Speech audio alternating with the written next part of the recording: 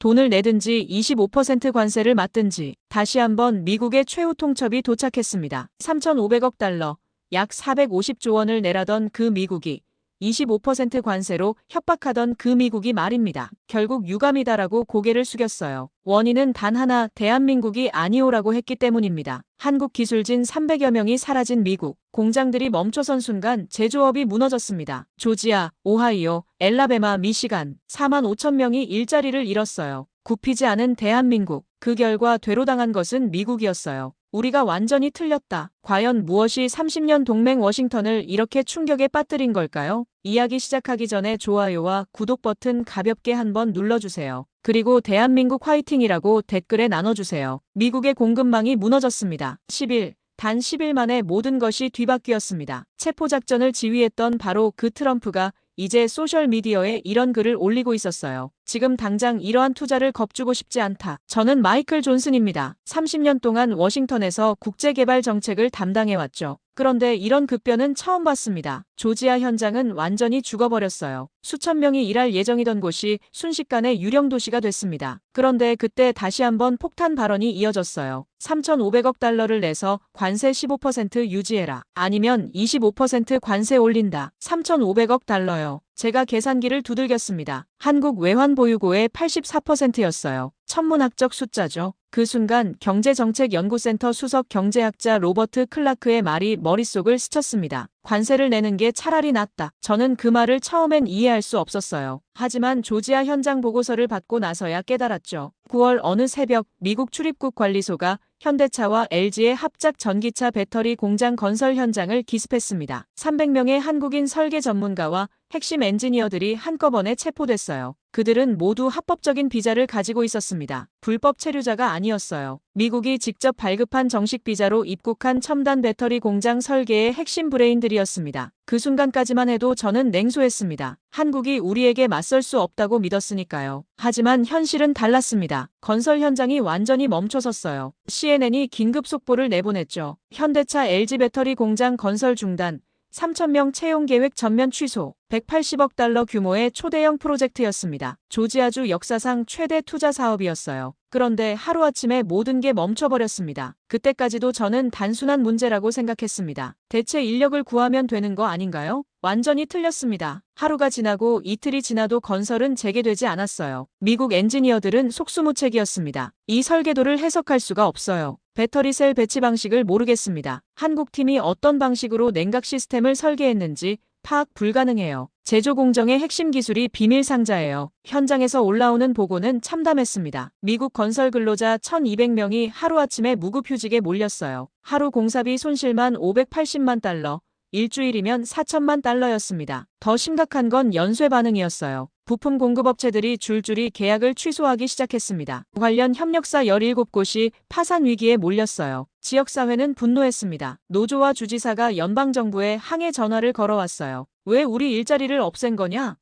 합법 비자 가진 사람들을 왜 체포했냐? 체포하기 전에 대안은 생각해봤냐? 더욱 충격적인 건 다른 현장들도 도미노처럼 무너지기 시작했다는 거였어요. 오하이오의 배터리 소재 공장, 엘라베마의 전기차 부품 공장, 미시간의 반도체 포장시설, 모든 곳에서 한국 기술자들이 빠지자 생산성이 급격히 떨어졌습니다. 보고서에는 붉은 숫자들이 가득했어요. 오하이오 가동률 43% 급락, 엘라베마 품질 불량률 300% 증가, 미시간 납기 지연 평균 45일, 전체 무급휴직자 2,847명. 그제야 워싱턴은 당황하기 시작했습니다. 일주일 후 외교 전문지가 충격적인 기사를 냈어요. 트럼프의 현대차 공장 급습, 미국 배터리 두뇌 유출 사태. 제목만 봐도 섬뜩했습니다. 기사 내용은 더욱 충격적이었어요. 미국이 현재 자체 역량으로 첨단 배터리 기술을 발전시킬 수 없다. 한국의 설계 전문가들 없이는 공장 건설조차 불가능한 상황이다. 단언이었습니다. 추측이 아니라 사실에 근거한 단언이었어요. 기사는 더 구체적이었습니다. 체포된 300명 중 80%가 박사급 전문가들이다. 이들은 배터리 셀 설계,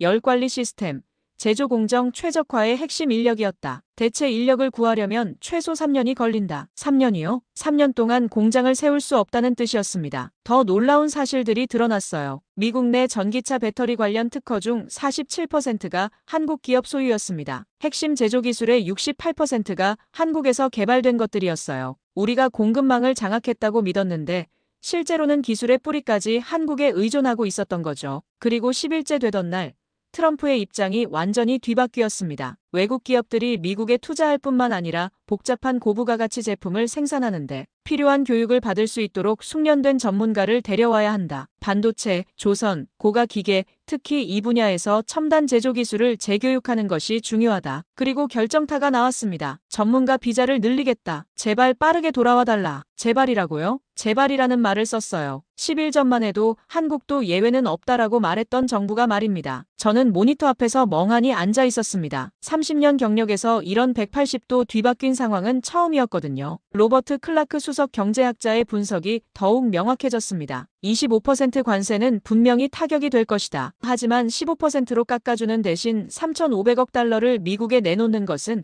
훨씬 더 어리석은 거래다. 숫자를 다시 봤습니다. 3,500억 달러. 한국 전체 외환 보유고의 84%. 일본은 어땠을까요? 일본은 5,500억 달러를 내고 굴복적 합의를 했다고 했습니다. 그런데 한국은 현장 보고서를 다시 펼쳤습니다. 그 누구도 이어갈 수 없게 되자 궁지에 몰린 미국은 결국 새로운 선택지를 꺼내들었어요. 하지만 저는 아직도 의문이 들었습니다. 한국이 정말 우리 요구를 거절할 수 있을까요? IMF 위기 때 떨리는 목소리로 제발 도와주십시오라고 했던 그 나라가요. 1997년 기억이 생생했습니다. 한국 재무장관의 절망적인 목소리, 고개 숙인 협상단의 모습. 그때는 한국이 작은 나라였습니다. 굴복할 수밖에 없는 나라였어요. 하지만 지금은 조지아 건설 현장이 멈춘 이유를 보면서 저는 처음으로 의문을 품었습니다. 3,000명의 일자리가 사라진 이유를 보면서 말이에요. 한국이 정말 여전히 그 작은 나라일까요? 외교 전문지의 기사 제목이 다시 떠올랐습니다. 미국 배터리 두뇌 유출 사태. 두뇌라고 했어요. 단순한 노동력이 아니라 두뇌라고 했습니다. 핵심 기술의 뿌리, 설계의 뼈대,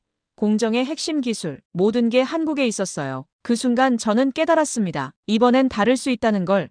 한국이 우리의 3,500억 달러 요구를 정면으로 거절할 수도 있다는 걸 말이에요. 조지아 사태가 터지기 2주 전이었습니다. 백악관 서관회의실, 대통령 집무실 바로 옆 그 좁은 공간에서 미국의 운명이 결정되고 있었어요. 트럼프 대통령이 테이블을 탁 치며 일어섰습니다. 한국에 3,500억 달러를 요구한다. 거절하면 관세 25%다. 그 목소리는 명령이었습니다. 협상이 아니라 최후 통첩이었어요. 저는 회의실 모서리에 앉아 있었습니다. 30년 동안 이런 자리를 수없이 봤지만 이날만큼은 뭔가 달랐어요. 상무장관이 브리핑 자료를 펼쳤습니다. 일본은 이미 서명했습니다. 5,500억 달러 투자 약속에 사인했어요. 대통령이 고개를 끄덕였습니다. 좋아. 일본이 그렇게 했다면 한국도 마찬가지일 거야. 그 순간 저는 1985년 일본이 미국에 굴복한 경제협정을 떠올렸습니다. 일본 대표단이 떨리는 손으로 서명하던 그 장면을 말이에요. 엔화평가절상, 일본 경제의 버블과 붕괴, 모든 게 그 서명에서 시작됐었죠. 일본은 늘 그렇습니다. 제가 중얼거렸어요. 옆에 앉은 국무부 차관보가 돌아봤습니다. 뭐라고 하셨나요? 아무것도 아닙니다. 하지만 제 머릿속은 복잡했어요. 대통령이 다시 입을 열었습니다. 한국은 어떻게 보나? 재무부 장관이 답했습니다. 예측 가능합니다. 결국 굴복할 겁니다. 늘 그래 왔으니까요. 회의실에 웃음소리가 퍼졌어요. 비아냥거리는 웃음이었습니다. 1997년을 기억하시죠? IMF 위기 때 한국이 어떻게 무릎 꿇었는지 말입니다. 저는 그때를 생생히 기억했어요. 서울 재무부 청사, 한국 재무장관이 떨리는 목소리로 말했던 그 순간을 말이에요. 제발 도와주십시오. 우리는 절망적입니다. 그의 목소리에는 절규에 가까운 무언가가 있었어요. 자존심이고 뭐고 다 내려놓은 채 애원하는 목소리였습니다. 그때 한국은 정말 작은 나라였습니다. 5천만 인구, 1인당 GDP 1만 달러도 안 되는 나라. 미국의 원조 없이는 살아남을 수 없는 나라였어요. 이번에도 다르지 않을 겁니다. 상무장관이 확신에 찬 목소리로 말했습니다. 한국 경제는 여전히 우리에게 의존적입니다. 반도체든 자동차든 우리 시장 없이는 버틸 수 없어요. 숫자들이 스크린에 떠올랐습니다. 한미 무역량 연간 1,680억 달러. 한국의 대미 수출 의존도 15.2%. 미국 투자기업 고용 23만 명. 보세요. 우리가 관세를 올리면 한국 경제는 직격탄을 맞습니다. 대통령이 만족스러운 표정을 지었어요. 그럼 3,500억 달러가 비현실적인 숫자는 아니군. 전혀 아닙니다. 일본이 5,500억을 약속했는데 한국이 3,500억을 못 낼 이유가 없죠. 저는 속으로 계산해봤습니다. 3,500억 달러, 한국 GDP의 17%, 외환 보유고의 84%. 어마어마한 숫자였어요. 하지만 회의실 분위기는 이미 결론이 난 듯했습니다. 한국은 선택의 여지가 없습니다. 국가경제위원회 위원장이 단언했어요. 25% 관세냐, 3,500억 달러 투자냐. 둘 중 하나를 선택해야 합니다. 대통령이 팔짱을 끼고 창밖을 바라봤어요. 워싱턴 기념탑이 저 멀리 보였습니다. 한국이 거절할 가능성은 제로입니다. 재무부 장관의 대답이 즉시 나왔어요. 안보 동맹국이기도 하고 경제적으로도 우리에게 절대적으로 의존하고 있습니다. 거절할 수 없어요. 회의실에서 박수 소리가 터져나왔습니다. 승리를 확신하는 박수였어요. 하지만 저는 뭔가 이상한 느낌이 들었습니다. 정말 그럴까요? 한국이 정말 1997년 그때와 똑같을까요? 제가 조심스럽게 입을 열었습니다. 혹시 한국이 변했을 가능성은 없을까요? 회의실이 조용해졌어요. 모든 시선이 제게 쏠렸습니다. 무슨 말씀이신지 상무장관이 물었어요. 글쎄요. 요즘 한국 기업들을 보면 삼성, LG, 현대차 예전과는 좀 다른 것 같기도 하고요. 다르다고요? 대통령이 눈을 찡그렸습니다. 여전히 작은 나라입니다. 우리가 관세를 올리면 무너질 나라예요. 하지만 반도체가 뭐 어쨌다는 겁니까? 재무부 장관이 끼어들었어요. 우리도 인텔이 있고 마이크론이 있습니다. 한국 없어도 충분해요. 정말 그럴까요? 저는 확신이 서지 않았습니다. 최근 보고서에서 본 숫자들이 떠올랐어요. 메모리 반도체 세계 시장 점유율 삼성 41%, SK 하이닉스 28%, 합치면 69%였습니다. 배터리도 마찬가지였어요. LG 에너지 솔루션, SK온, 삼성 SDI, 세계 시장의 절반 이상을 한국이 장악하고 있었습니다. 하지만 저는 입을 다물었어요. 분위기가 이미 결정된 상태였으니까요. 대통령이 결론을 내렸습니다. 좋아. 그럼 한국에 통보하자. 3,500억 달러 아니면 25% 관세다. 언제까지 답변을 받을까요? 2주. 2주면 충분할 거야. 회의가 끝났습니다. 사람들이 하나둘 자리를 떠났어요. 저만 혼자 앉아 있었습니다. 창밖으로 석양이 지고 있었어요. 붉은 노을이 백악관 잔디밭을 물들였습니다. 그때 문득 이상한 생각이 들었습니다. 한국이 정말 1997년 그 한국일까요? 28년이 지났습니다. 사람도 변하는데 나라가 안 변할 리 없잖아요. 제가 마지막으로 한국을 방문한 게 언제였더라? 2019년이었나요? 서울의 모습이 완전히 달라져 있었어요. 강남의 고층 빌딩들,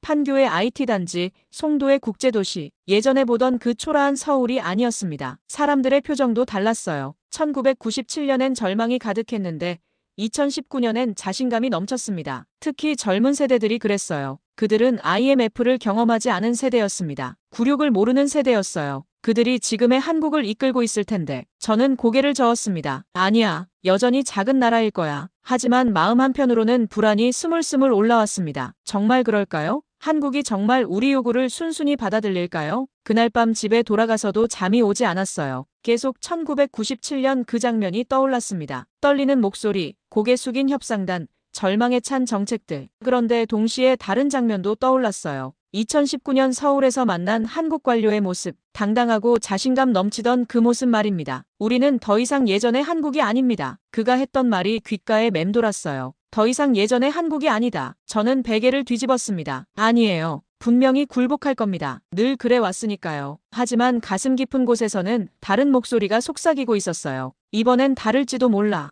2주 후. 그 예감이 현실이 될 줄은 그때는 몰랐습니다. 한국이 우리의 3,500억 달러 요구를 정면으로 거절할 줄은 정말 몰랐어요. 그리고 그 거절이 미국 전체를 뒤흔들게 될 줄은 더더욱 몰랐습니다. 우리가 틀렸다는 걸 저는 아직 깨닫지 못하고 있었어요. 그 전화는 한국 시간으로 오후 2시에 걸려왔습니다. 워싱턴은 자정이 막 넘은 시각이었어요. 저는 집에서 늦은 저녁을 먹고 있었죠. 긴급 상황실에서 온 전화였습니다. 존슨 씨. 당장 나와주셔야겠습니다. 한국에서 공식 발표가 나왔어요. 전화를 받는 순간 심장이 뛰기 시작했습니다. 2주 기한이 아직 일주일이나 남았는데 벌써 답변이 왔다는 거였어요. 승낙한 겁니까?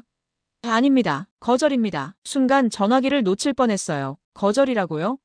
네, 그것도 아주 단호하게 말입니다. 30분 후 저는 상황실에 앉아 있었습니다. 대형 스크린에는 청와대 대변인의 모습이 떠올라 있었어요. 그 표정이 너무나 차분하고 단호해서 오싹할 정도였습니다. 합리성과 공정성을 벗어난 협상은 하지 않을 것입니다. 그 한마디가 상황실을 얼어붙게 만들었어요. 국무부 차관보가 중얼거렸습니다. 이게 뭔 소리야? 거절한다고요. 재무부에서 온 관료가 말했어요. 분명히 실수겠죠. 아니면 협상 전술이거나요. 하지만 저는 그 대변인의 눈빛을 봤습니다. 실수나 전술이 아니었어요. 진심이었습니다. 스크린 속에서 대변인이 계속 말하고 있었어요. 미국 내 한국 기술자들의 비자 제도가 불확실한 상황에서 한국 기업들이 안정적인 투자를 할 수 없다는 점을 분명히 밝힙니다. 이게 무슨 말인지 저는 즉시 이해했습니다. 조지아 사태를 직격으로 겨냥한 발언이었어요. 합법적 비자를 가진 한국 기술자들을 체포한 것에 대한 정면 반박이었습니다. 상무장관이 화를 내며 일어섰어요. 이런 배은망덕한 놈들이. 하지만 저는 다른 생각이 들었습니다. 배은망덕이 아니라 당연한 반응 아닐까요? 합법적으로 일하던 사람들을 기습 체포했는데 가만히 있을 나라가 어디 있겠어요? 그런데 더 충격적인 건 따로 있었습니다. CNN이 속보를 내보냈어요. 일본 5,500억 달러 투자 협정 서명 완료. 일본 총리가 서명하는 모습이 화면에 나왔습니다. 그 표정이 어둡고 무거웠어요. 마지못해 하는 티가 역력했습니다. 그리고 바로 다음 화면에서 한국 대변인의 모습이 다시 나왔어요. 한국은 원칙을 지키겠습니다. 대조가 극명했습니다. 일본은 고개 숙여 서명하고 한국은 당당히 거절하고 상황실이 술렁거렸어요. 이해할 수 없습니다. 왜 한국만 다르게 나오는 거죠? 일본도 처음엔 반발했어요. 하지만 결국 굴복했잖아요. 한국도 시간이 지나면 마음이 바뀔 겁니다. 하지만 저는 확신이 서지 않았습니다. 그 대변인의 표정, 목소리, 톤, 전체적인 분위기, 뭔가가 1997년과는 완전히 달랐어요. 그때는 절망과 굴욕이 가득했는데 지금은 차분한 확신이 느껴졌습니다. 다음 날 아침 더 충격적인 소식이 들려왔어요. 한국 주요 기업 총수들이 공동성명을 발표한 거였습니다. 삼성 이재용, 현대차 정의선, LG 구본무, SK 최태원, 한국 경제의 핵심 인물들이 한 목소리를 낸 거예요. 정부의 원칙적 입장을 지지한다. 서로 존중하지 않는 일방적 요구는 받아들일 수 없다. 저는 눈을 비비고 다시 읽었습니다. 정말 한국 재벌들이 이런 말을 했을까요? 1997년엔 이들이 앞장서서 굴복을 주장했는데 말이에요. 미국 말을 들어야 살 수 있다고 했던 바로 그들이요. 그런데 이제는 백악관이 발칵 뒤집혔습니다. 대통령이 긴급회의를 소집했어요. 참모들이 우왕좌왕했습니다. 이해할 수 없다. 도대체 왜 거절하는 거지? 상무장관이 분석 보고서를 들고 왔어요. 한국 경제가 우리에게 절대적으로 의존하고 있는데 이건 자살행위입니다. 숫자를 다시 봤어요. 한미 무역량 1,680억 달러. 대미 수출 의존도 15.2%. 분명히 타격이 클 숫자들이었습니다. 그럼 왜 거절하는 거야? 대통령이 짜증을 냈어요. 협상 전술일 겁니다. 더 좋은 조건을 얻으려는 거죠. 아니면 중국이 뒤에서 부추기는 걸 수도 있어요. 여러 추측들이 나왔지만 저는 다른 생각이 들었습니다. 정말 단순한 거절이 아닐까요? 진짜로 받아들일 수 없다는 거절 말입니다. 그 순간 제가 입을 열었어요. 혹시 한국이 정말 변한 건 아닐까요? 회의실이 조용해졌습니다. 무슨 뜻입니까? 글쎄요. 28년이라는 시간이 흘렀잖아요. 한국이 더 이상 1997년의 그 한국이 아닐 수도 있지 않을까요? 상무장관이 코웃음을 쳤어요. 변했다고요? 여전히 우리에게 의존하는 작은 나라예요. 하지만 조지아 사태를 보면 조지아는 별개 문제입니다. 정말 그럴까요? 저는 최근 자료를 다시 살펴봤습니다. 메모리 반도체 세계 시장 점유율 한국이 69%, 배터리 시장 한국이 52%, 조선업 한국이 45%. 이게 작은 나라의 숫자일까요? 더구나 이들은 단순한 하청업체가 아니었어요. 기술을 주도하는 선도기업들이었습니다. 그런데 회의실 분위기는 이미 결론이 난 상태였어요. 시간이 지나면 한국도 굴복할 겁니다. 일본처럼 말이에요. 일본 얘기가 나오자 저는 또 다른 생각이 들었습니다. 일본과 한국이 정말 같을까요? 일본은 1985년 굴복협정 이후 계속 미국에 순응해왔어요. 버블 붕괴도 잃어버린 20년도 결국 그 연장선이었죠. 하지만 한국은 IMF 위기 이후 오히려 더 강해졌습니다. 삼성은 메모리 반도체 세계 1위가 됐고 현대차는 글로벌 5위 안에 들었어요. LG는 배터리 시장을 장악했고 SK는 화학과 에너지로 영역을 확장했습니다. 이런 나라가 일본과 똑같이 행동할까요? 1997년엔 정반대였어요. 그때는 미국 말을 들어야 한다. 살아남으려면 굴복해야 한다는 목소리가 더 컸었거든요. 그런데 지금은 국민들이 정부에게 굽히지 말라고 응원하고 있었습니다. 여론조사 결과가 나왔어요. 정부의 거절 결정을 지지한다 73%, 미국의 일방적 요구를 받아들이면 안 된다 81%, 원칙을 지키는 게 맞다 76%, 일본과는 다른 길을 가야 한다 79%, 숫자가 압도적이었어요. 그 순간 저는 깨달았습니다. 한국이 정말 변했구나. 국민의식도 경제력도 자신감도 모든 게 1997년과는 완전히 달라진 거구나. 하지만 워싱턴은 여전히 과거에 머물러 있었어요. 시간이 지나면 여론이 바뀔 겁니다. 경제적 타격이 느껴지면 태도가 달라질 거예요. 결국 굴복할 겁니다. 정말 그럴까요? 저는 한국 대변인의 마지막 말을 다시 들어봤습니다. 대한민국은 더 이상 머리를 숙이지 않습니다. 원칙을 지킬 뿐입니다. 그 목소리에는 흔들림이 없었어요. 28년 전의 절망이나 굴욕은 찾아볼 수 없었습니다. 대신 조용하지만 확고한 의지가 느껴졌어요. 일본이 고개 숙여 서명할 때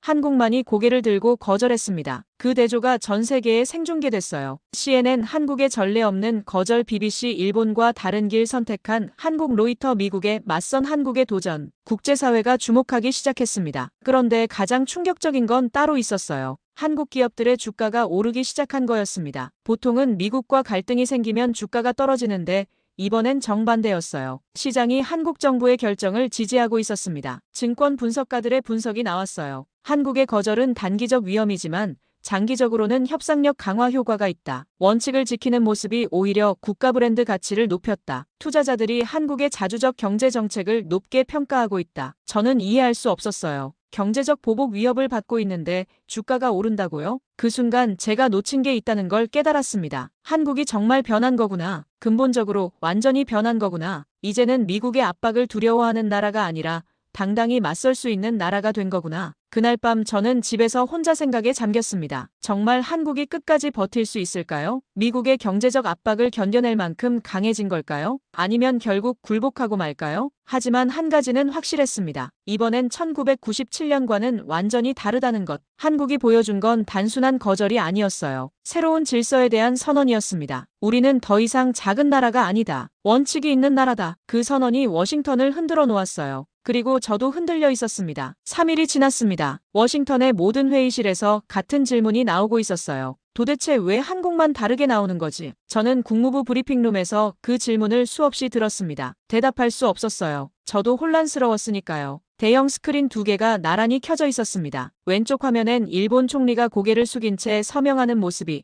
오른쪽 화면엔 한국 외교부 장관이 당당하게 고개를 들고 기자회견하는 모습이었어요. 합리성을 벗어난 요구는 수용할 수 없습니다. 그 목소리가 브리핑룸에 울려 퍼졌어요. 국무차관이 중얼거렸습니다. 일본은 늘 그랬다. 그러나 한국은 아니었다. 바로 그 순간이었어요. 저에게 번개 같은 깨달음이 온 건 일본과 한국이 정말 다른 나라구나. 1985년 굴복협정을 떠올렸습니다. 일본 대표단이 떨리는 손으로 서명하던 그 장면을 말이에요. 그때부터였습니다. 일본이 미국에 완전히 굴복하기 시작한 게 엔화 급등, 부동산 버블, 잃어버린 20년, 모든 게 그 서명에서 시작됐어요. 그런데 지금도 마찬가지였습니다. 5,500억 달러라는 천문학적 숫자에 일본은 또 고개를 숙였어요. 일본 총리실에서 성명이 나왔습니다. 보좌관이 보고했어요. 미일 동맹 강화를 위한 불가피한 선택이라고 합니다. 불가피한 선택이라고요? 저는 쓴웃음을 지었습니다. 포장은 그럴듯하지만 결국 굴복이었어요. 그런데 한국은 완전히 다른 반응을 보이고 있었습니다. 추가 분석 보고서가 나왔습니다. CIA 분석관이 자료를 들고 왔어요. 한국과 일본의 경제 구조를 비교해봤는데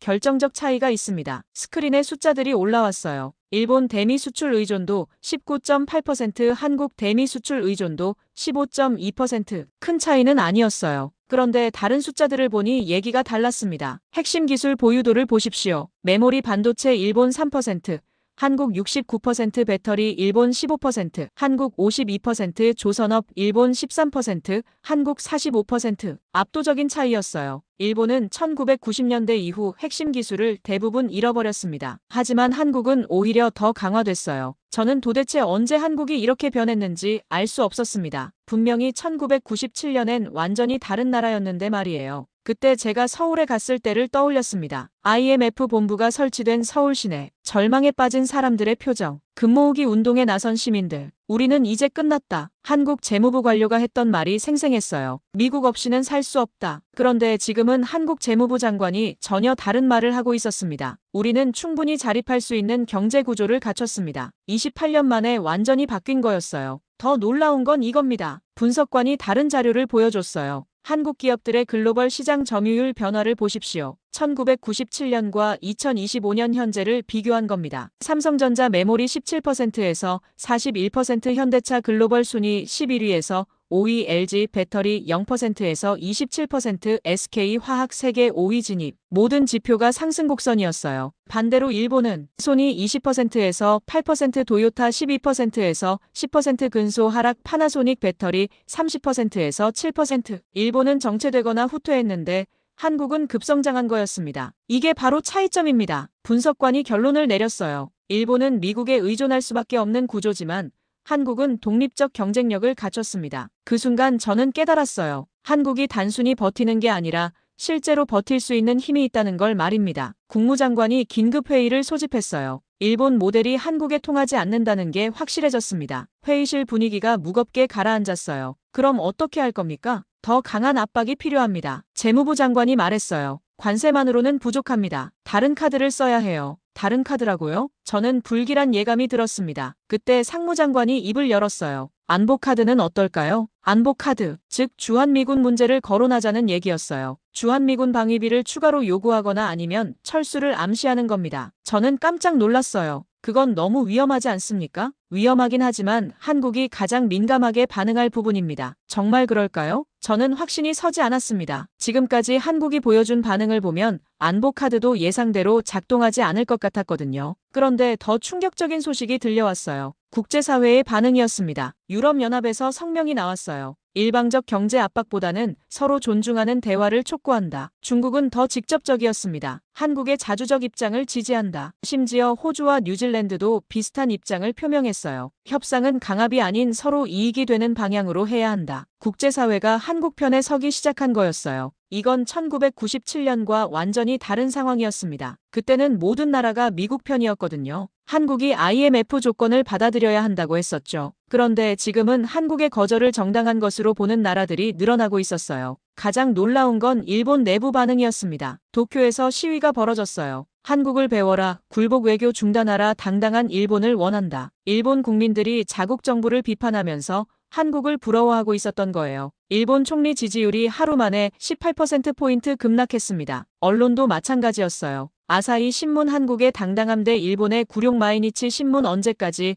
미국 눈치만 볼 것인가, 요미우리 신문 한국에게 배우는 자주 외교. 일본이 서명한 게 오히려 한국의 위상을 높이는 역할을 한 거였어요. 저는 모니터 앞에 앉아 멍하니 이 모든 상황을 지켜봤습니다. 우리가 의도했던 건 정반대였어요. 일본의 굴복을 보여주면서 한국도 겁먹게 만들려 했는데 오히려 한국의 당당함이 더 부각된 거였죠. 그들의 눈빛엔 더 이상 두려움이 없었습니다. 대신 조용한 확신이 있었어요. 우리는 일본과 다르다. 우리는 굴복하지 않는다. 그런 메시지가 전 세계에 전달되고 있었습니다. CNN에서 특별 분석 프로그램이 나왔어요. 한국의 선택 중견국 외교의 모델. 전문가들이 한 목소리로 말했습니다. 한국이 보여주는 건 단순한 반미가 아니다. 서로 존중하는 새로운 동맹 모델이다. 일본식 굴복 외교와는 완전히 다른 접근이다. 이것이 21세기 중견국 외교의 새로운 기준이 될 수 있다. 저는 이해할 수 없었어요. 경제적 압박을 받고 있는데 왜 국제사회가 한국을 지지하는 거죠? 답은 간단했습니다. 원칙이 있었기 때문이었어요. 합리성과 공정성을 벗어난 협상은 하지 않는다. 이 한마디가 전 세계 중견국들에게 희망을 준 거였어요. 우리도 미국에 무조건 굴복할 필요가 없구나. 그런 생각을 갖게 만든 거죠. 반대로 일본은 어떻게 보였을까요? 결국 미국 앞에서는 굴복할 수밖에 없구나. 그런 인상을 준 거였어요. 이건 단순한 거절이 아니었습니다. 새로운 질서의 시작이었어요. 미국이 일방적으로 요구하면 무조건 받아들이던 시대가 끝나가고 있었습니다. 대신 서로 존중하는 새로운 관계가 시작되고 있었어요. 그리고 그 변화의 중심에 한국이 있었습니다. 일본이 과거의 모델이라면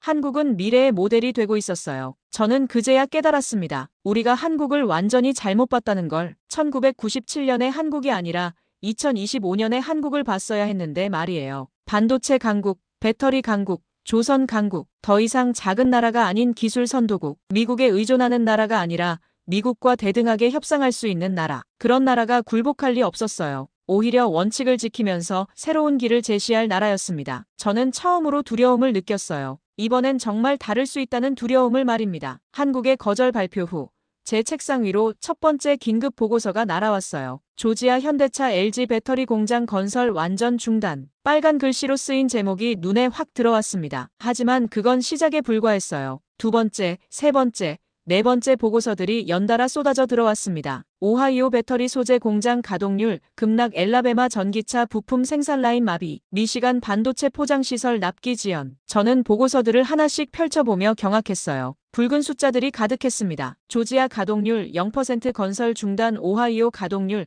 52%, 엘라베마 무급휴직 1280명, 미시간 하루 손실 470만 달러. 부품이 없었습니다. 그것이 단 하나의 이유였어요. 더 정확히 말하면 한국산 부품을 대체할 수 있는 게 아무것도 없었습니다. 제가 긴급히 현장 담당자에게 전화를 걸었어요. 대체 공급처는 찾아봤습니까? 네, 물론입니다. 하지만 목소리에 절망이 섞여 있었어요. 품질이 맞지 않아요. 한국 부품 대비 30% 성능 저하입니다. 규격은 어떻습니까? 그것도 문제예요. 정밀도가 떨어져서 조립이 안 됩니다. 수량 확보는 최대한 구해봐도 필요량의 20%밖에 안 돼요. 저는 전화를 끊고 한숨을 쉬었습니다. 우리는 공급망을 장악했다고 믿었어요. 하지만 실제로는 열쇠를 한국이 쥐고 있었던 거였습니다. 오후 2시 더욱 충격적인 소식이 들려왔어요. GM 디트로이트 공장에서 긴급 상황이 발생한 거였습니다. 전기차 배터리 시스템 공급 중단. 하루 생산량 2,300대가 0대로 떨어졌어요. 한국 협력사들이 일제히 공급을 중단했습니다. 현장 보고는 참혹했어요. 3,200명의 근로자 중 1,800명이 당일 무급휴직 처리됐습니다. 연쇄 반응이 시작됐어요. GM 공급망에 연결된 부품업체 47곳이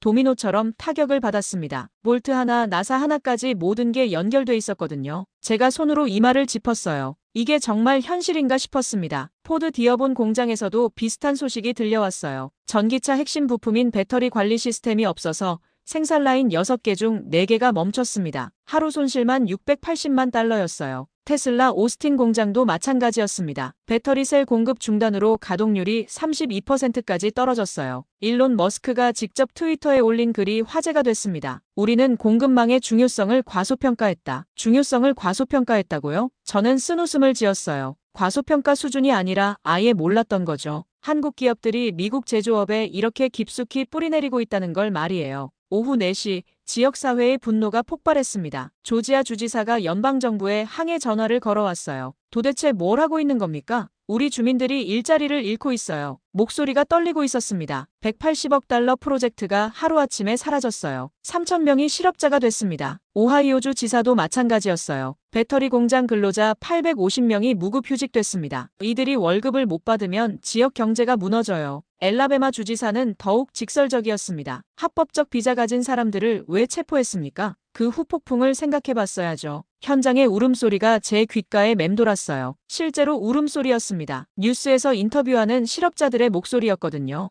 20년 동안 이 공장에서 일했는데 하루아침에 문 닫는다니. 애들 학비는 어떻게 내죠?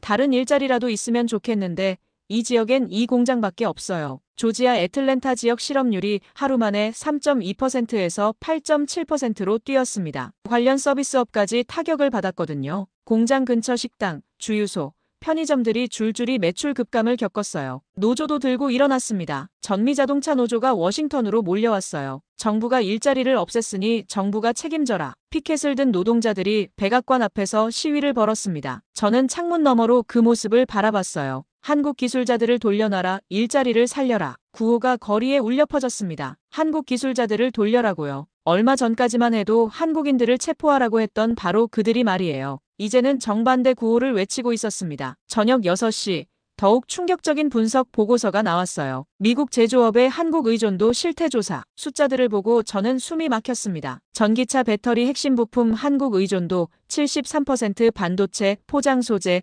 한국 의존도 58%, 디스플레이, 핵심 부품 한국 의존도 67%, 조선 특수강제 한국 의존도 84%, 평균 의존도가 65%였어요. 즉 한국 공급이 중단되면 미국 제조업의 절반 이상이 마비된다는 뜻이었습니다. 이건 의존이 아니라 종속이군요. 제가 중얼거렸어요. 경제 분석관이 고개를 끄덕였습니다. 맞습니다. 우리가 공급망을 지배한다고 생각했는데 실제로는 한국 기술에 종속돼 있었어요. 종속이라는 말이 가슴에 박혔습니다. 그동안 우리는 한국을 작은 나라, 의존적인 나라라고 생각했어요. 하지만 실제로는 우리가 한국에 의존하고 있었던 거였습니다. 특히 첨단 제조업 분야에서는 한국 없이 아무것도 할 수 없었어요. 밤 10시. 기업들로부터 긴급 요청이 쏟아져 들어왔습니다. GM 즉시 한국과 협상해달라. 공장 가동 중단을 더 이상 감당할 수 없다. 포드 한국 부품 없이는 전기차 생산이 불가능하다. 정부 차원의 중재가 필요하다. 테슬라 배터리 공급망 복구가 시급하다. 주가가 폭락하고 있다. 보잉 항공기 부품 공급 차질로 납기가 6개월 지연될 예정이다. 하나같이 절규에 가까운 요청들이었어요. 이들 기업의 주가는 이미 폭락하기 시작했습니다. 투자자들이 패닉 상태에 빠진 거였어요. 월스트리트 분석가들의 분석도 나왔습니다. 한국 공급망 중단이 장기화되면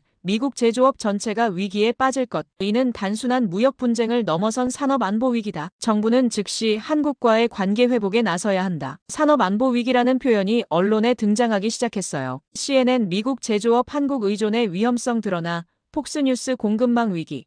정부 대응 실패 CNBC 한국 없는 미국 제조업은 불가능. 모든 언론이 같은 결론을 내리고 있었습니다. 한국이 없으면 미국 제조업이 굴러가지 않는다고 말이에요. 자정이 넘어서 제가 마지막 보고서를 정리했습니다. 전국 44개 주에서 한국 관련 공장 가동 중단 직접 피해 근로자 23,400명 간접 피해 추산 15만 6천 명 1일 경제 손실 2,400만 달러. 숫자들이 현실감 없이 느껴졌어요. 하지만 이게 현실이었습니다. 한국이 아니오라고 한마디 한 것만으로 미국 전체가 흔들리고 있었던 거예요. 저는 처음으로 진짜 공포를 느꼈습니다. 이번엔 정말 다를 수 있다는 공포를 말이에요. 한국이 단순히 버티는 게 아니라 실제로 미국을 압박할 수 있는 힘을 가졌다는 공포였습니다. 우리가 한국을 통제한다고 생각했는데 실제로는 한국이 우리를 통제하고 있었어요. 공급망이라는 보이지 않는 끈으로 말이에요. 그 끈을 한국이 쥐고 있었습니다. 그리고 그 끈을 당기자 미국 전체가 휘청거리기 시작했어요. 이제 누구도 부정할 수 없었습니다. 미국 제조업은 한국 기술의 절반 이상에 의존하고 있다는 걸, 한국이 단순한 투자자가 아니라 산업의 생명선이라는 걸 말이에요. 새벽 2시, 저는 사무실에 혼자 앉아 있었습니다. 창밖으로 워싱턴의 야경이 보였어요. 얼마 전까지만 해도 자신만만했던 이 도시가 이제는 초조해 보였습니다. 한국이라는 작은 나라 하나 때문에 말이에요. 아니, 이제는 작은 나라라고 부를 수 없었어요. 미국 제조업을 쥐락펴락할 수 있는 기술 강국이었으니까요. 저는 마침내 깨달았습니다. 우리가 완전히 틀렸다는 걸, 한국을 과소평가했다는 걸, 그리고 이제 그 대가를 치르고 있다는 걸 말이에요. 미국 제조업 마비 상황이 계속되자 워싱턴은 마지막 카드를 꺼내들었습니다. 안보 카드였어요. 그날 오전 브리핑에서 국방장관이 폭탄 발언을 했습니다. 한국이 경제협력에 나서지 않는다면 주한미군 방위비 분담금을 50% 추가 인상할 수밖에 없다. 회의실이 얼어붙었어요. 저는 등골이 서늘해지는 걸 느꼈습니다. 50% 추가 인상이라고요? 현재 12억 달러에서 18억 달러로 올린다는 뜻입니다. 재무장관이 보충 설명했어요. 그것도 거부한다면, 국방장관이 말을 멈췄습니다. 그것도 거부한다면 어떻게 할 겁니까? 대통령이 직접 물었어요. 주한미군 감축을 검토해야 할 수도 있습니다. 주한미군 감축이라고요? 저는 깜짝 놀랐습니다. 이건 협상이 아니라 협박이었어요. 회의실 분위기가 이상했습니다. 일부는 찬성하는 눈치였지만 다른 일부는 불안해하고 있었어요. 너무 나간 건 아닙니까? 국무차관이 조심스럽게 말했어요. 안보와 경제를 연결하는 건 위험합니다. 위험하긴 하지만 효과적일 겁니다. 국방장관이 단호하게 답했어요. 한국이 가장 민감하게 반응할 부분이니까요. 정말 그럴까요? 저는 확신이 서지 않았습니다. 지금까지 한국이 보여준 반응을 보면 안보 카드도 예상대로 작동하지 않을 것 같았거든요. 3시간 후 한국의 첫 반응이 나왔습니다. 청와대 대변인이 기자회견을 열었어요. 안보를 인질로 한 협상은 협상이 아닙니다. 그 목소리에 분노가 섞여 있었습니다. 하지만 워싱턴의 반응은 예상 가능했습니다. 허세일 겁니다. 한국이 미군 철수를 감당할 수 있을 리 없어요. 국방장관이 확신에 찬 목소리로 말했어요. 북한이 바로 옆에 있는데 미군 없이 어떻게 버티겠어요? 그런데 한국 내부 반응은 우리 예상과 달랐습니다. 첫 번째 충격적인 소식이 들려왔어요. 한국 국민 여론조사 결과였습니다. 미국의 방위비 추가 요구를 수용해야 한다. 23% 단호히 거부해야 한다. 73%가 거부해야 한다고 답한 거였어요. 더 놀라운 건 이 질문에 대한 답변이었습니다. 주한미군이 철수해도 굴복하면 안 된다. 67%의 국민이 미군 철수를 감수하더라도 굴복하면 안 된다고 답한 거였습니다. 저는 이해할 수 없었어요. 안보가 걸린 문제인데 어떻게 이런 여론이 나올 수 있죠? 답은 곧 나왔습니다. 안보는 협박의 카드가 아니다. 원칙을 지켜라. 굴복하지 마라. 한국 국민들이 들고 일어난 거였어요. 그 모습을 보며 저는 충격에 빠졌습니다. 1997년 IMF 위기 때와는 완전히 다른 모습이었거든요. 그때는 미국 말을 들어야 산다고 했는데 지금은 미국 압박에 굴복하지 마라고 하고 있었어요. 저는 이 모든 상황을 믿을 수 없었습니다. 안보를 건드렸는데도 한국이 더 단결하고 있었거든요. 반대로 미국 내부에서는 다른 반응이 나오기 시작했어요. 조지아주에서 실업자가 된 미국인 노동자들이 시위를 벌였습니다. 워싱턴이 잘못했다. 한국 기술자들을 돌려놔라. 우리 일자리를 살려라. 피켓을 든 노동자들의 목소리가 절규처럼 들렸어요. 엘라베마 공장 근로자들도 마찬가지였습니다. 정부가 일자리를 없애놓고 이제 안보까지 들먹이냐? 한국과 싸워서 우리가 얻는 게 뭐냐? 미국 노동자들이 정부를 비판하고 있었어요. 미국 노동자들은 정부를 원망하고 한국 노동자들은 정부를 지지했습니다. 국제사회 반응도 우리에게 불리했어요. 대만 외교부가 성명을 냈습니다. 안보 문제를 경제 협상에 연결하는 것은 바람직하지 않다. 호주 총리도 비슷한 입장을 밝혔어요. 동맹국 간에는 서로 존중이 기본이어야 한다. 아세안 의장국인 태국이 가장 직접적이었습니다. 안보까지 압박하는 것은 지나쳤다. 유럽연합도 한국을 지지하는 성명을 냈어요. 일방적 압박보다는 대화를 통한 해결을 촉구한다. 전 세계가 미국의 안보 카드 사용을 비판하기 시작했습니다. CNN도 비판적 보도를 했어요. 방위비 카드로 한국 흔들기. 오히려 역풍 맞아. BBC는 더욱 신랄했습니다. 미국의 협박 외교, 동맹 신뢰 훼손. 심지어 미국 내 언론들도 우려를 표했어요. 뉴욕타임스 안보와 경제 연결한 위험한 도박. 워싱턴 포스트 동맹을 볼모로 한 무리한 압박. 월스트리트 저널 경제 갈등이 안보 위기로 비화. 언론들까지 정부 정책을 비판하기 시작한 거였어요. 그 순간 저는 깨달았습니다. 이번 카드도 실패했다는 걸. 오히려 한국의 결의를 더 강하게 만들었다는 걸 말이에요. 워싱턴의 카드가 강할수록 한국의 결의는 더 단단해졌습니다. 기업도 국민도 정부도 모두 한 목소리였어요. 이번엔 굴복하지 않는다. 그 결의가 전 세계에 전해지고 있었습니다. 저는 사무실에서 이 모든 상황을 지켜보며 혼란에 빠졌어요. 30년 동안 워싱턴에서 일했지만 이런 상황은 처음이었습니다. 미국이 모든 카드를 다 써봐도 상대방이 흔들리지 않는 상황, 오히려 더 강해지는 상황을 말이에요. 방위비와 주한미군까지 건드린다고요? 제 마음속에서 울리는 질문을 지울 수 없었습니다. 이게 동맹인가? 협박인가? 동맹국에게 이런 식으로 압박을 가해도 되는 건가? 처음으로 미국의 전략이 잘못됐다는 생각이 들었어요. 한국은 1997년의 그 나라가 아니었습니다. 안보를 볼모로 해도 굴복하지 않을 만큼 강해진 나라였어요. 정신적으로도 경제적으로도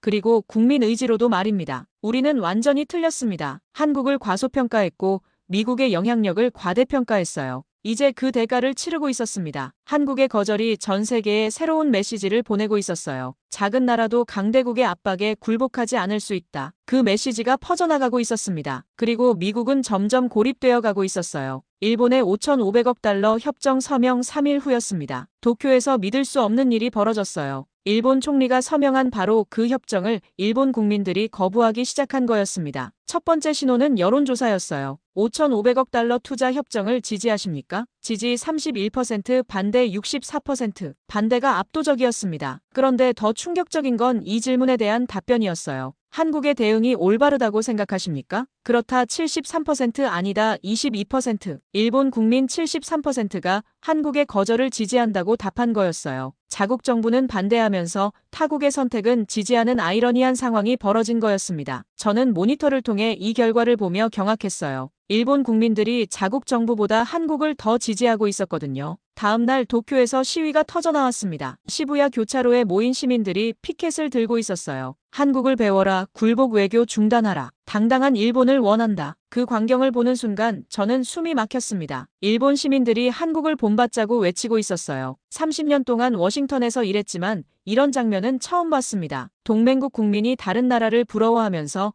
자국 정부를 비판하는 모습을 말이에요. NHK 뉴스가 생중계했습니다. 한국처럼 당당하게 거절했어야 했다. 왜 우리만 미국 앞에서 굽신거리냐? 5,500억 달러면 우리 세금 30년치다. 시민들의 목소리에 분노가 가득했어요. 특히 젊은 세대의 반발이 강했습니다. 20, 30대 여론조사에서는 더욱 극명하게 나왔어요. 정부 협정 반대 81%, 한국 대응 지지 87%, 젊은 일본인들이 한국을 롤모델로 여기고 있었던 거예요. 소셜미디어가 반정부 정서로 들끓었어요. 그 중에서도 가장 인상적인 글이 있었습니다. 한국은 당당하게 아니오라고 말했다. 우리는 왜 항상 예스만 할까? 이 글이 10만 번 공유됐어요. 일본 언론들도 정부를 맹비난하기 시작했습니다. 아사히 신문 굴욕의 협정, 국민 자존심 짓밟아, 마이니치 신문 한국의 당당함 대 일본의 굴복, 요미우리 신문 언제까지 미국 눈치만 볼 것인가. 심지어 보수 성향의 산케이 신문까지 비판에 동참했어요. 일본도 한국처럼 원칙을 지켜야 한다. 모든 언론이 한국을 부러워하면서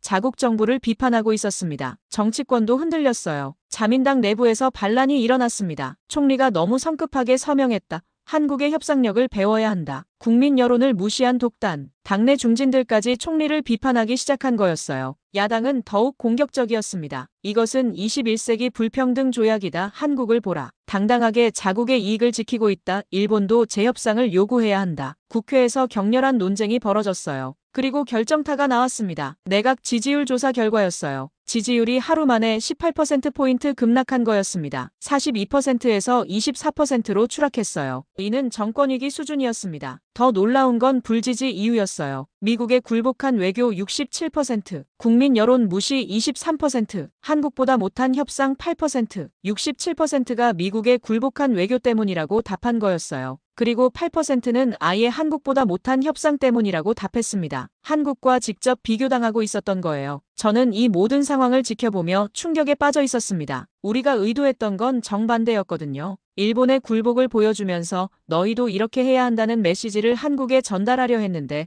오히려 한국의 당당함이 더 부각된 거였어요. 일본 경제계에서도 우려의 목소리가 나오기 시작했습니다. 일본 경제단체 연합회 회장이 성명을 냈어요. 5,500억 달러는 일본 기업들에게 과도한 부담이다. 도요타 회장도 비슷한 입장을 밝혔습니다. 한국 기업들이 부러워 보인다. 그들은 정부의 보호를 받고 있다. 한국 기업들이 부러워 보인다고요? 이건 정말 예상치 못한 반응이었어요. 일본 기업들이 한국을 부러워하고 있었던 겁니다. 국제 언론들도 이 상황에 주목했어요. CNN 일본 내 반정부 시위, 한국 모델 부러워해, BBC 일본 국민들 한국을 배워라 외쳐, 로이터 일본의 굴복대 한국의 당당함, 극명한 대조. 전 세계가 일본과 한국을 비교하고 있었어요. 그리고 그 비교에서 한국이 압도적으로 우위에 있었습니다. 프랑스 르몽드지는 이렇게 썼어요. 한국은 새로운 중견국 외교의 모델을 제시했다. 반면 일본은 여전히 과거의 굴복 외교에 머물러 있다. 독일 슈피겔지도 비슷했습니다. 21세기에는 한국식 당당함이 일본식 굴복보다 더 존경받는다. 영국 가디언즈는 더욱 직접적이었어요. 한국의 거절이 일본의 서명보다 더 많은 찬사를 받고 있다. 국제사회의 평가가 완전히 뒤바뀐 거였습니다. 굴복이 아니라 당당함이 더 높게 평가받고 있었어요. 워싱턴 내부도 당황하기 시작했습니다. 국무부 브리핑에서 기자가 질문했어요. 일본의 협정 서명이 오히려 한국의 위상을 높이는 결과를 낳고 있는데 어떻게 생각하십니까? 대변인이 말을 더듬었어요.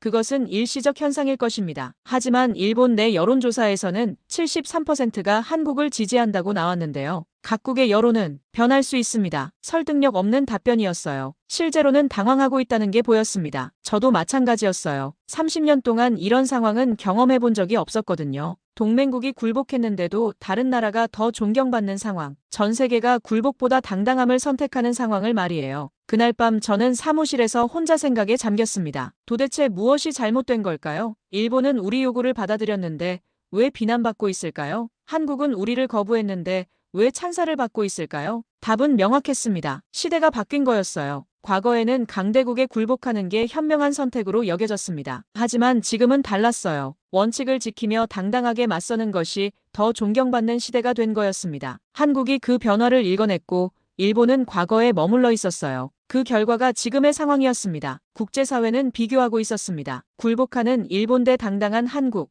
과거의 외교 대 미래의 외교, 종속적 관계 대 대등한 관계. 모든 비교에서 한국이 승리했어요. 일본이 아니라 한국이 모델이 되고 있었습니다. 새로운 시대의 외교 모델로 말이에요. 저는 충격에 빠졌습니다. 우리가 완전히 틀렸다는 걸 깨달았거든요. 일본의 굴복을 보여주면서 한국을 압박하려 했는데 오히려 한국의 위상만 높여준 꼴이 됐어요. 세계는 비교하고 있었습니다. 그리고 한국이 승리했어요. 당당함이 굴복을 이긴 거였습니다. 원칙이 타협을 이긴 거였어요. 미래가 과거를 이긴 거였습니다. 이제 누구도 부정할 수 없었어요. 한국이 새로운 외교의 기준을 제시하고 있다는 걸 말이에요. 그리고 그 기준에서 일본은 그리고 미국은 뒤처져 있었습니다. 그 사이 미국 경제 손실이 3억 3,600만 달러를 넘어섰습니다. 그날 오전 백악관 상황실은 그야말로 아수라장이었어요. 대통령이 테이블을 내리치며 소리쳤습니다. 도대체 누가 이런 전략을 세운 거야? 회의실이 얼어붙었어요. 상무장관과 국방장관이 서로를 노려봤습니다. 책임을 떠넘기려는 눈빛이었어요. 경제 카드가 통할 줄 알았습니다. 상무장관이 변명했어요.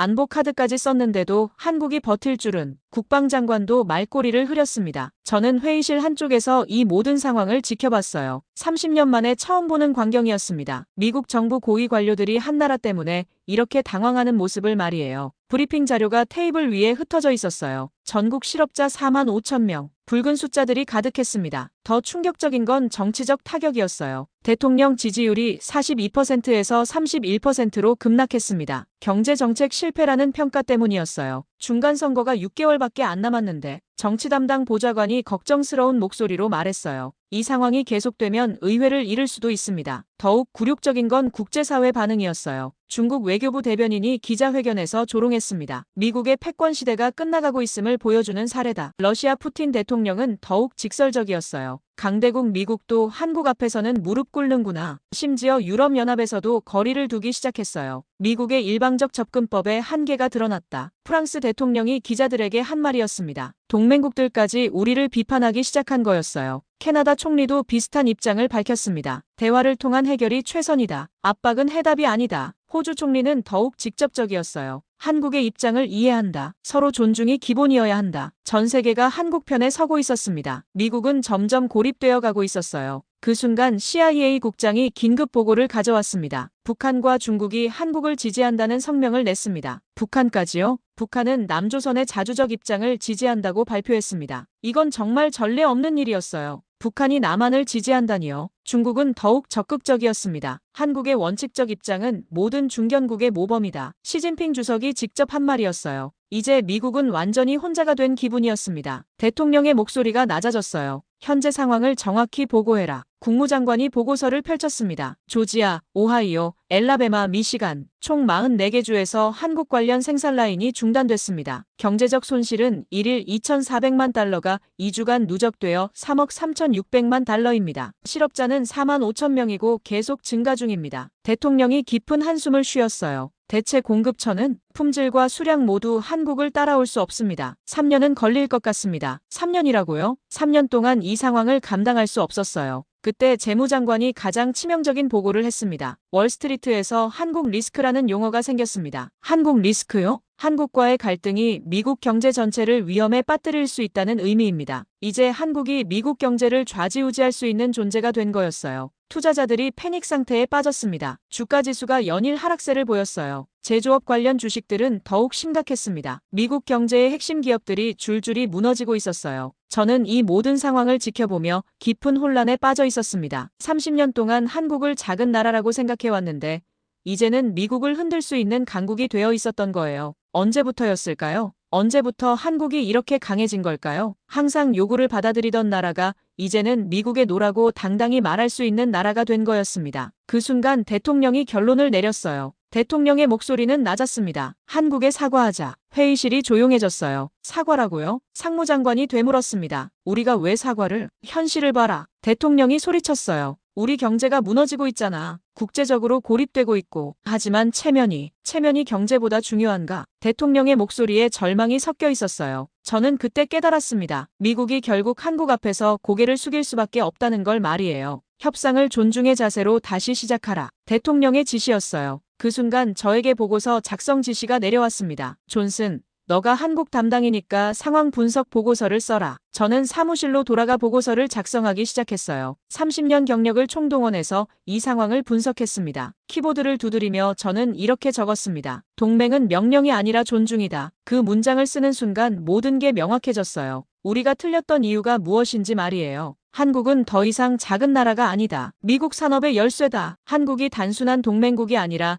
핵심 파트너라는 걸 인정할 수밖에 없었어요. 보고서 마지막 부분에 저는 이렇게 썼습니다. 우리는 한국을 진정한 파트너로 인정해야 한다. 21세기 동맹은 상하관계가 아니라 수평관계다. 그리고 이 격변의 시기를 겪으며 가장 중요한 변화는 따로 있었습니다. 미국과 한국의 관계가 완전히 바뀐 거였어요. 더 이상 상하관계가 아니라 수평관계가 됐습니다. 명령하고 복종하는 관계가 아니라 협의하고 협력하는 관계로 말이에요. 저는 이 모든 과정을 지켜보며 깨달았습니다. 새로운 동맹의 시대가 시작되고 있다는 걸 말이에요. 21세기 동맹은 힘의 논리가 아니라 존중의 논리로 작동한다는 걸 말이에요. 그리고 한국이 그 새로운 시대를 열어젖힌 나라라는 걸 말이에요. 작은 나라가 강대국의 압박에 굴복하던 시대는 끝났습니다. 이제는 원칙을 지키며 당당하게 맞서는 시대가 된 거예요. 한국이 그 변화의 선두에 있었습니다. 그리고 전 세계가 한국의 선택을 지지하고 있었어요. 새로운 동맹의 시대, 서로 존중하는 파트너십의 시대가 시작되고 있었습니다. 그 시작점에 한국이 있었고